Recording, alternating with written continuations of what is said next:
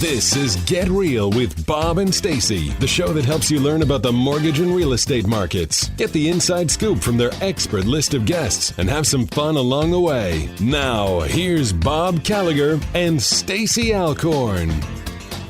Welcome back. You're listening to Get Real with Bob and Stacy. You're joining us for our Leaders and Legends segment. Our first guest today is Joann Lublin, management news editor for the Wall Street Journal and author of Earning It, Hard-Won Lessons from Trailblazing Women at the Top of the Business World. Welcome to the show, Joann. Thanks for having me. I want to give everybody some background on Joann. She is management news editor for the Wall Street Journal. She works with reporters in the U.S. and abroad to conceptualize and organize coverage of management and workplace issues. She covers issues such as corporate governance, executive compensation, recruiting, and succession, and writes stories on these topics mainly for the journal's front page and marketplace section. She assumed her duties in December 2002.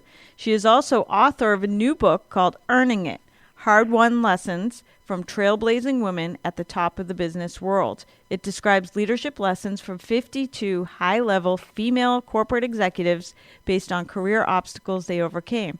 Nearly two-thirds of the women interviewed are experienced public company CEOs. Ms. Lublin long served as contributing editor of the journal's annual special section on executive pay and still helps coordinate coverage of its yearly CEO pay survey. She previously oversaw the weekly career journal pages and was responsible for career coverage. Before I start asking questions, make sure you check out her website at Joann, Joann, Lublin, Lublin.com. So, first of all, my big question for you is, what made you decide to write the book? A couple things. I wanted to give back to our daughter, who was entering the workforce and not really that much aware of what had come before her in terms of the kinds of issues women had to deal with. I did a first-person essay aimed at our daughter for a Wall Street Journal blog back in 2008. And it was called Remember the Barriers. It describes some of my early experiences as a journalist.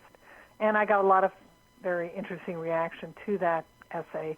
And at the same time, I've been writing about management issues for over a quarter of a century for the Wall Street Journal. And I had met, not a lot, but some pretty impressive high-ranking corporate executive women. So it was the combination of that essay that I wrote for our daughter and being curious as to whether other women had gotten into much higher level positions in corporate America than me, had also dealt with and overcame career obstacles of one kind or another and become better leaders. Wow, that's awesome. So what do you think is one of the more powerful leadership lessons that you share in the book? Well, given that a number of the women that I write about in the book had setbacks, not just professional but personal, and not just related to their gender, to me, the most important and common leadership trait that these women exhibited was resiliency. They were able to deal with life's misfortunes or their jobs setbacks and figure out a way to learn from that obstacle or that setback and become a better person or a better leader as a result. Or they figured out ways around the obstacles. So this ability to bounce back struck me as really important and pretty common. Wow. Take a punch. That's what you have to do. Yeah. So you talk about in the book, through the interviews, there are all different types of strategies for women for winning a management post. Can you talk about any of those strategies? Well, I think one of the more interesting one, and that seems to have resonance with a lot of people who have read the book, is when you're early in your career and are trying to get your very first management role, your very first supervisory role. And the theme of that particular chapter was called Bloom Where You're Planted. And the notion is to not necessarily be upset if the job you really were hoping to get is not the one you get when it's your first important move up into a managerial role. Because you know what? It might be instead an opportunity to really show what you can do. And the example that I deal with in the book involves Andrea Jung, who later becomes the very first woman chief executive of Avon Products. And in her case, She wanted to get promoted into one particular kind of supervisory role at a very big department store that we've all known called Bloomingdale's, where she had been a buyer, and she didn't get it, and instead was asked to do something totally different and a job that she really didn't want. And of course, she did wonderfully at it. Right. And so what she says in the book is that taking a different position than the one you really want, she said, quote, can end up being the very best thing that happens to you. And, what looks like a setback then can become a very integral part of becoming a better leader. I'm curious about, only because I've experienced this in the Boston corporate market and networking. I still feel that there is a good old boys network, that there are many high-level, top-ranking men executives who support and promote each other.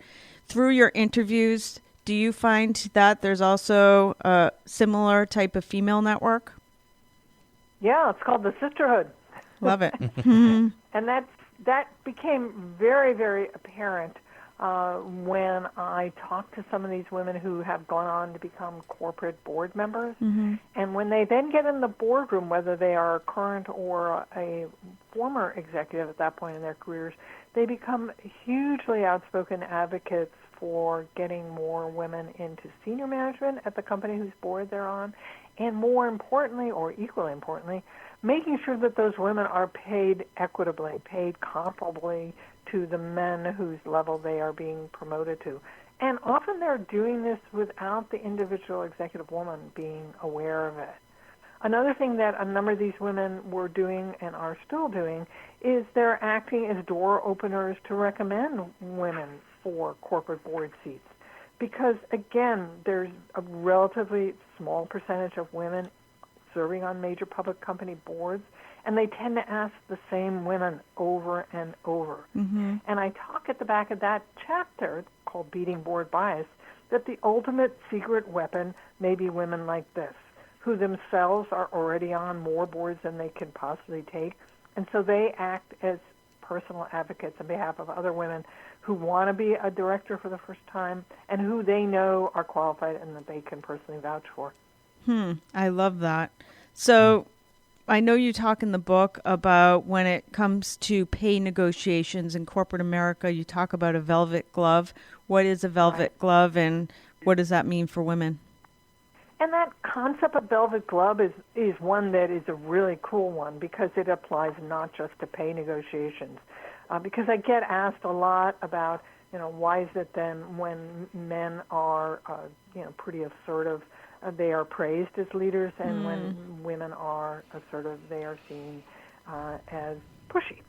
And so the velvet glove concept is the notion that when you are negotiating on your behalf to either get a good pay package when you're hired or to get a better pay package when you're being promoted, is you do so from a position of strength. You figure out what it is that those who have had this job before made, those who are in similar positions are making. You're asking smart questions. You're going in completely prepared for the negotiation. So that's the sort of fist inside the glove. The velvet part is you're showing empathy for the other side, the person who's negotiating and you understand is working within some budgetary constraints.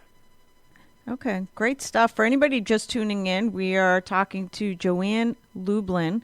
She recently authored a book called Earning It, Hard-Won Lessons from Trailblazing Women at the Top of the Business World. By the way, when it came to vetting the people that you were writing about, how many people did you interview? How did you select them? Well, I interviewed 52 high-ranking women, nearly, as you mentioned earlier, nearly two-thirds are experienced public company chief executives. These are women like Mary Barra, the chief executive of General Motors, Ginny Rometty, who's the CEO of IBM, and a number of well-known people. Anne Mulcahy's the first woman CEO of Xerox, Denise Morrison, the CEO of Campbell Soup, and she and her sister, Maggie Wilderotter, who's the former CEO of Frontier Communications, are still, as of this date, the only sisters to have become CEOs wow. of Fortune 500 companies. I got turned down by a number of women. I probably got turned down by about 15 or 20 women. Some cases it was because they were too busy, their current CEOs. In other cases, they didn't want to be pigeonholed as a female fill in the blank. Right. And That's totally interesting. understandable.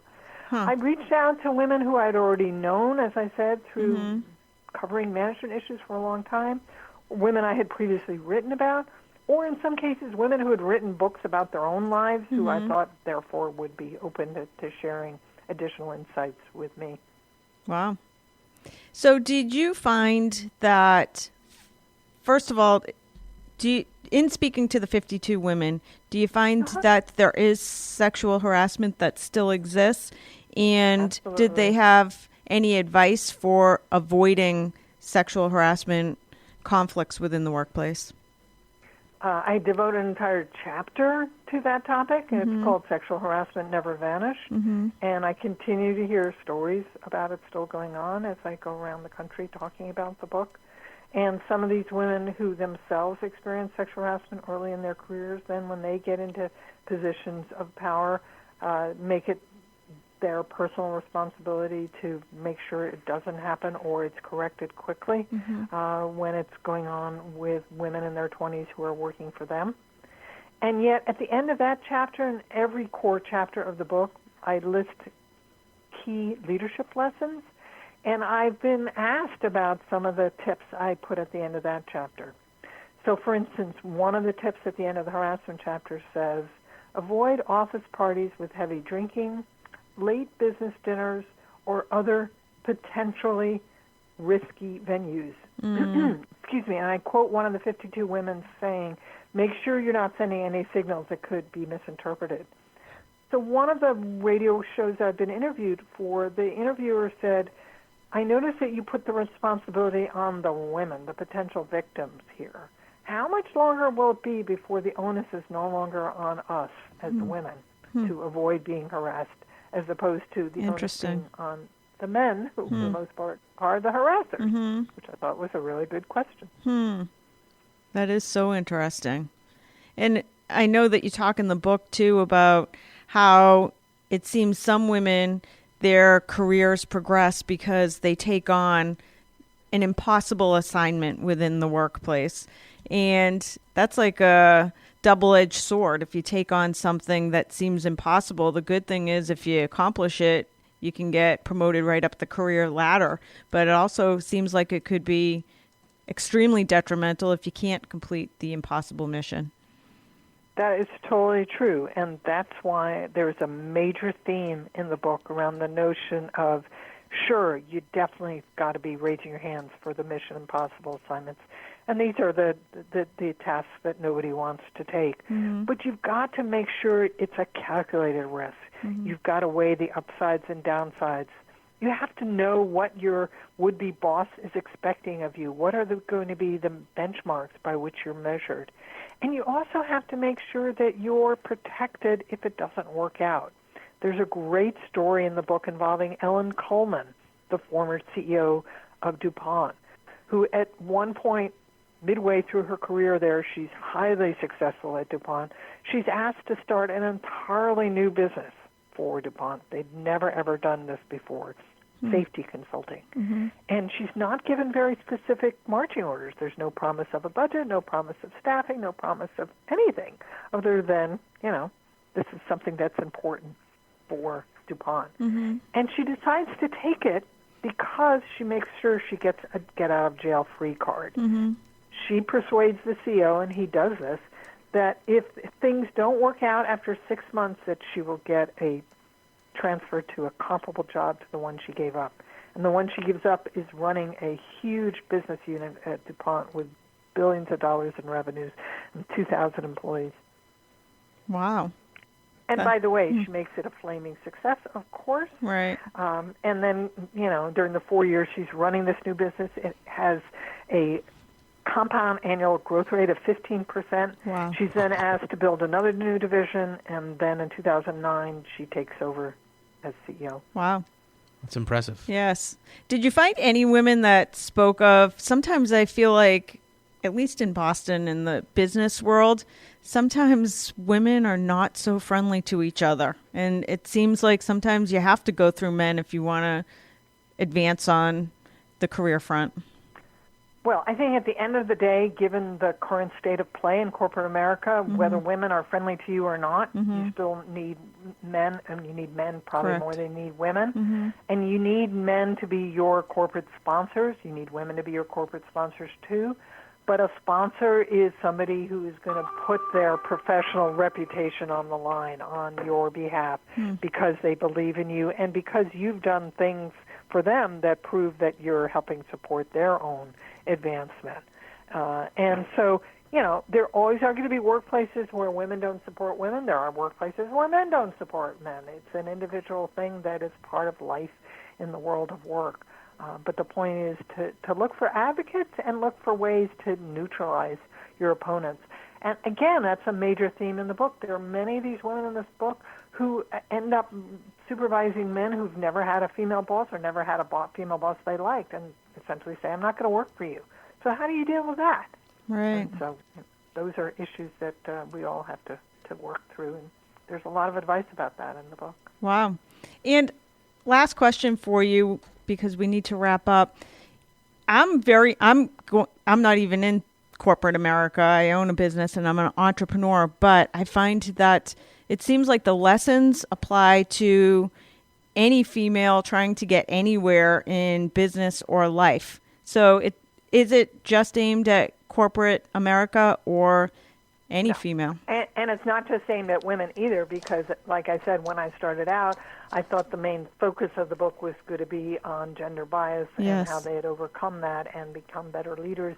But it became really clear pretty early that the women I talked to were experiencing the same things that men experience who are trying to advance in their careers. Right. Didn't get the job they wanted straight out of school, didn't get the promotion they wanted, got fired when they thought they were doing a good job, right. Didn't get along with certain people, didn't get people to cooperate. And so at the end of the day, it really is a leadership book that applies to men and women, but more so obviously to women, and more so to women early and midway through their careers, both who have worked at large companies and at smaller companies, because I did interview a couple of entrepreneurs, and then there were people like Ellen Coleman who were, in effect, an intrapreneur. Right. She had to start a business from scratch, albeit within the confines of a larger company. Wow. Great stuff. Exciting book. Again, this is Joann Lublin, and her book is Earning It, Hard-Won Lessons from Trailblazing Women at the Top of the Business World. You can find Joann at her website, Joann, Joann, Lublin, Lublin.com. Thank you so much for joining us today, Joann. You're welcome. We're going to take a quick break. We'll be back with more Get Real after this. Bye-bye.